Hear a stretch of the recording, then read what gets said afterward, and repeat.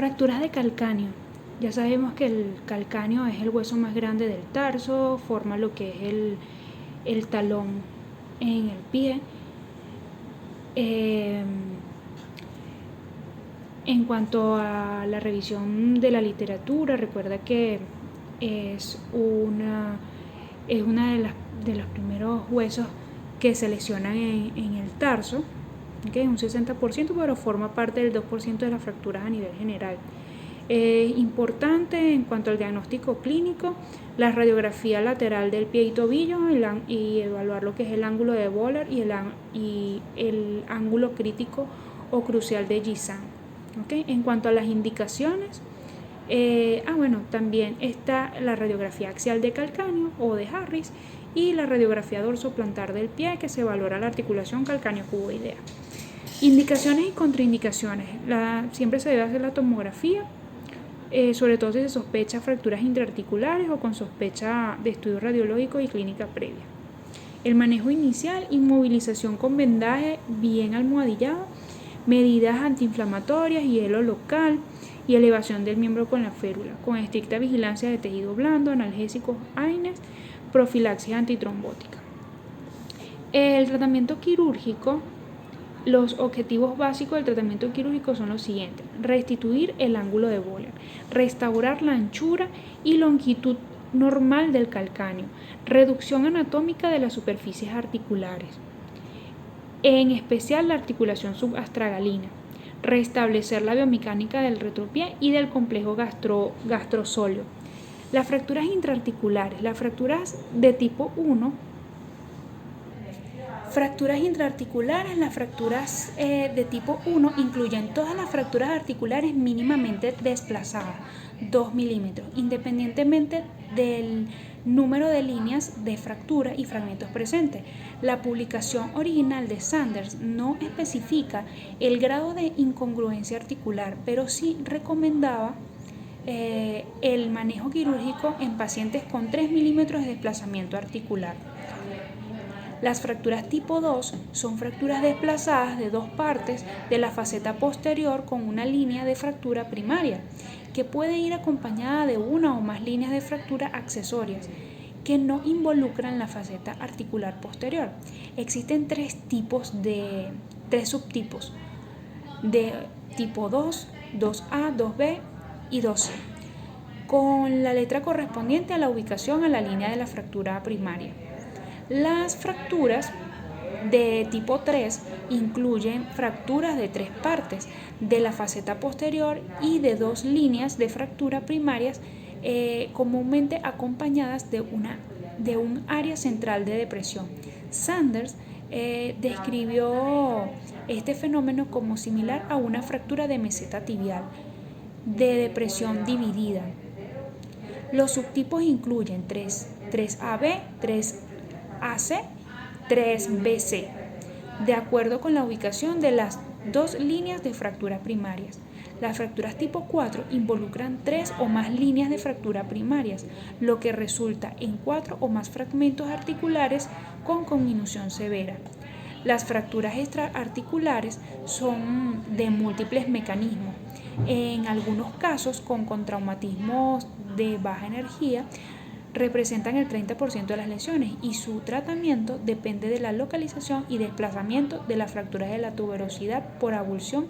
Representan en muchos casos una emergencia por la posible necrosis de piel y exposición ósea, y con el resultado como principal mecanismo de una contractura violenta del complejo gastrocnemio sóleo. Las fracturas abiertas de calcáneo representan un aproximado del 17% de las fracturas del calcáneo y están asociadas a mayor número de complicaciones. Dependiendo del grado, se debe indicar antibiótico terapia, limpieza quirúrgica y, de ser posible, estabilización temporal con alambres de Kirchner. Entonces, los tipos de fractura: tenemos el tratamiento conservador, el tratamiento quirúrgico. Conservador: fracturas extraarticulares no desplazadas o mínimamente desplazadas. Fracturas intraarticulares no desplazadas, fracturas del proceso anterior, menos del 25% de afectación de la articulación calcáneo-cuboidea, no candidatos a cirugía, vasculopatía periférica severa o diabetes tipo 1 con morbilidad alta, pacientes mayores. Institucionalizados, fracturas extraarticulares no desplazadas o mínimamente desplazadas. Quirúrgico, fracturas intraarticular que afecta a la faceta posterior. Fractura del proceso anterior mayor del 25% de afectación de la articulación calcáneo-cuboidea. Fractura desplazada de la tuberosidad posterior. Fractura luxación del calcáneo y fracturas abiertas. Todos esos son quirúrgicas. Contraindicaciones, no candidatos a cirugías, la vasculopatía periférica severa, diabetes tipo 1 descompensada, con morbilidad alta, pacientes mayores. Sin embargo, en los últimos años, con los bloqueos regionales, han disminuido ciertas contraindicaciones en pacientes con patologías de base. Presencia de síndrome compartimental en lesiones agudas con compromiso de tejidos blandos, como por ejemplo formación de ampollas, por lo cual se debe diferir el procedimiento. Planificación preoperatoria. Las fracturas intraarticulares en las que se planifique una cirugía abierta va determinado por las partes blandas, perifracturarias. En múltiples estudios se reflejan que disminuye los porcentajes de complicaciones de la herida quirúrgica e infección profunda cuando se espera el signo de la arruga. Esto consiste en la posibilidad de pellizcar las partes blandas de la cara lateral. Es generalmente indicadora de una disminución del edema que garantice una cirugía sin potenciales problemas de cicatrización. Este hallazgo clínico obliga a demorar la cirugía entre 10 y 14 días, 12 en promedio en la mayoría de los casos. Actualmente hay trabajos que contrastan entre este tratamiento clásico para manejo de partes blandas. En este caso es preferible esperar las mejores condiciones para la realización de este tipo de cirugías. Existen diferentes métodos para fijación de fracturas articulares de calcáneo, como con alambres de Kirchner, solo tornillos de 3.5, placas tipo Sander, placas anatómicas de calcáneo o tornillos más placas. Entonces, sí, existen diferentes tipos de fijación de fracturas articulares de calcáneo, como los alambres de Kirchner, tornillos de 3.5 con placas tipo Sander, placas anatómicas de calcáneo o tornillos más placas. Actualmente las técnicas solo con alambres están en desuso, a menos que sea en el caso de fracturas expuestas. Las fracturas por avulsión generalmente ameritan fijación precoz, a diferencia de otros trazos de fractura debido a la posibilidad de necrosis de la piel y exposición. Generalmente pueden ser fijadas con el uso de tornillos canulados de 4.5 o 6.5 en compresión y en algunos casos asociados a placa. Abordaje. El abordaje lateral extendido es el clásico en L, en el que el punto de inserción del cambio de intersección del cambio de piel se debe llegar hasta la región ósea en un solo corte para disminuir la posibilidad de necrosis o infección superficial en este tipo de abordajes. Se diseca pegado al hueso, levantando el espesor total, ayudado con alambres para la separación temporal y mejor visualización de los trazos de fractura, llegando a la visualización intraarticular. El abordaje subtalar recomendado se extiende inferior al malleolo lateral con proyección al cuarto metatarsiano, con proyección se extiende desde el malleolo lateral con proyección al cuarto metatarsiano. Requiere mayor experiencia para la reducción completa de la fractura, pero da una mejor visualización de la faceta posterior para su reducción por la visualización directa a través de esta incisión, y requiere de otras incisiones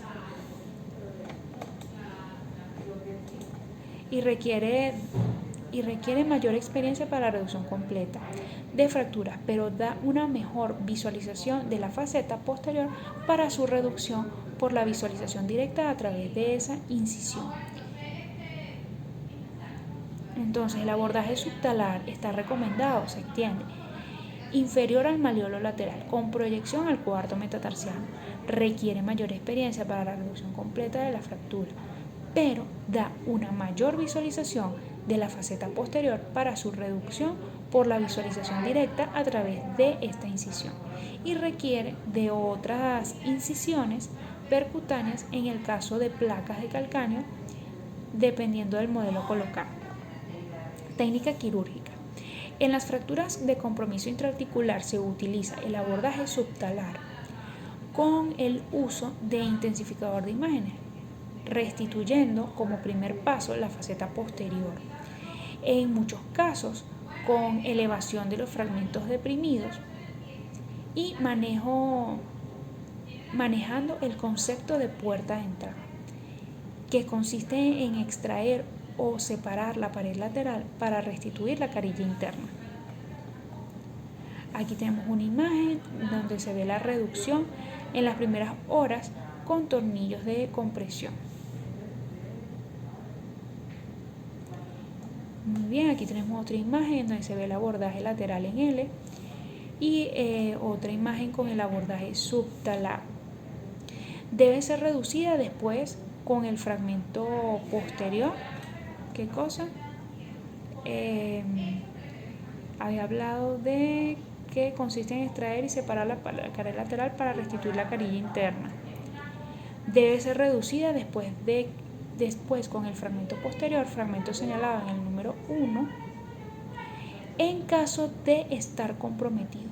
Para lograr la longitud en la columna medial hay que apoyarse con el uso de clavo Steinmann.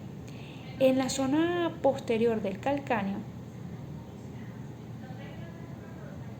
que permite manejar el fragmento para distracción en la zona articular y reducción posterior de los fragmentos con alambres provisionales y luego la fijación. Aquí tenemos una imagen donde se ve el abordaje subtalar en detalle. ¿Ok? Ya sea fractura del malleolo posterior o de toda la parte posterior, se colocan 2 alambres para fijar todo eso.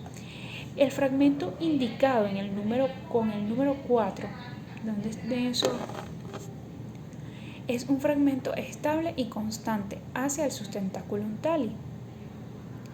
Es un fragmento estable y constante hacia el sustentáculum tali. Por eso sirve de orientación para la estabilización de los demás fragmentos. Esta vez estabilizado mientras se mantienen los alambres, tanto como sea necesario, se puede pasar un tornillo cortical para mantener la reducción de la faceta posterior, cuya orientación es de anterior a posterior y de abajo hacia arriba. En este caso se trata, si es posible, colocar 2 tornillos para mantener la faceta. Al tener reducidos los fragmentos, se describen un gran número de placas para estabilizar la fractura, desde placas tercio de tubo, placas distales de radio 3.5, anatómicas tipo Sander, en B o ángulo variable. ¿De qué estoy hablando aquí? Ok, entonces el fragmento indicado con el número 4 es el fragmento estable y constante hacia el sustentáculum tali.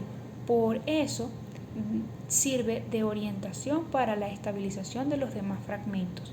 Una vez estabilizado, mientras se mantienen los alambres, tanto como sea necesario, se puede pasar un tornillo de cortical para mantener la reducción de la faceta posterior, cuya orientación es de anterior a posterior y de abajo hacia arriba.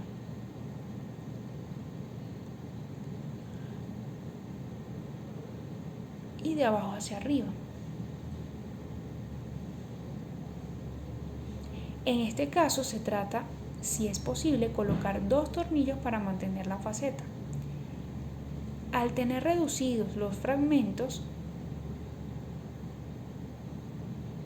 se describen un gran número de placas para estabilizar la fractura, desde placas tercio de tubo, placas distales de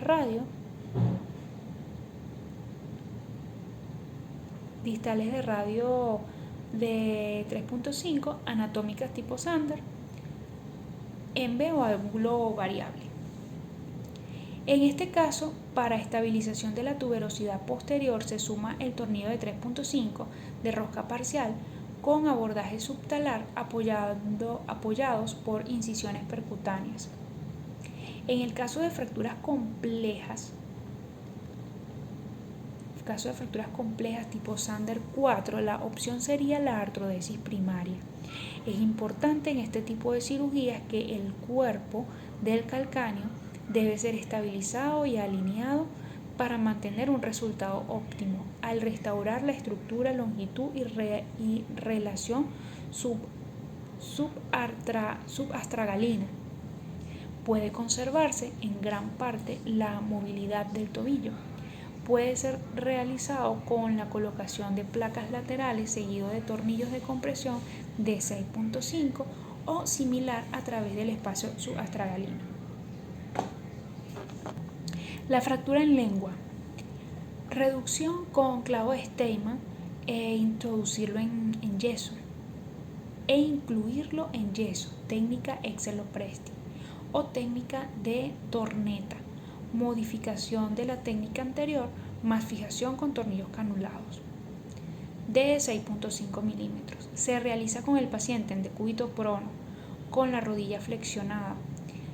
En este caso se coloca en decúbito lateral con flexión de rodilla. Se coloca en decúbito lateral con flexión de rodilla, bajo fluoroscopio.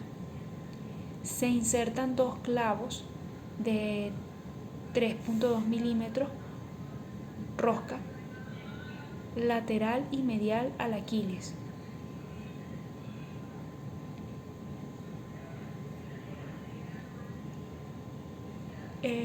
Entrando al calcáneo antes del fragmento anterior de fractura. Se realiza un movimiento de palanqueo estabilizando el pie.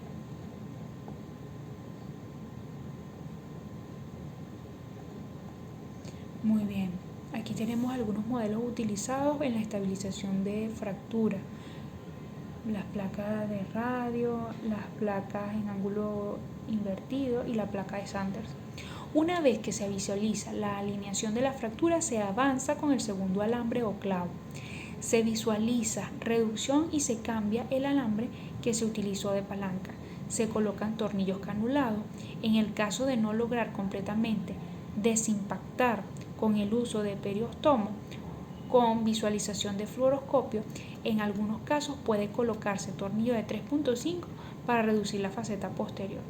Existen técnicas percutáneas solo con el uso de tornillos de 3.5. Mucho más demandante, con un largo proceso de aprendizaje y cursos específicos. Complicaciones. Entre las complicaciones, la primera a tener presente es el síndrome compartimental al momento de la fractura y las primeras horas, tanto en el manejo postoperatorio y principalmente en el tratamiento ortopédico. La consolidación viciosa con múltiples consecuencias en el apoyo, en la marcha, con artrosis postraumática o pinzamiento tendinosis. ¿Okay? Otras complicaciones pueden ser lesiones de los nervios cutáneos, síndrome doloroso regional complejo o dolor residual a nivel del tobillo. La mayor tasa de complicaciones viene dada en el tratamiento ortopédico con grandes secuelas o en la experiencia del cirujano para la resolución de casos complejos. La apófisis anterior debe ser evaluada, pues en muchos casos presenta dolor secuelar por fracturas que no son diagnosticadas. Tratamiento posoperatorio: en el caso de las fracturas intraarticulares, si es usado placa y tornillos. En el caso de fracturas intraarticulares, si es usado placa y tornillos, lo cual aporta más estabilidad, se puede colocar una férula de yeso por 15 días o bota de marcha.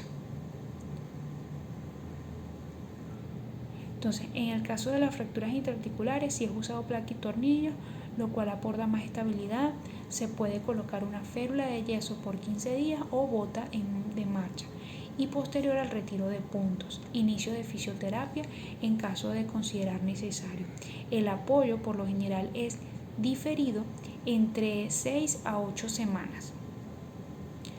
En cuanto a la fijación con alambre o fijación inestable, puede ser requerido un mayor tiempo de inmovilización y un apoyo después de la semana 12, siempre realizando controles radiológicos cada 4 semanas, y en algunos centros realizan tomografía control a las 8 semanas.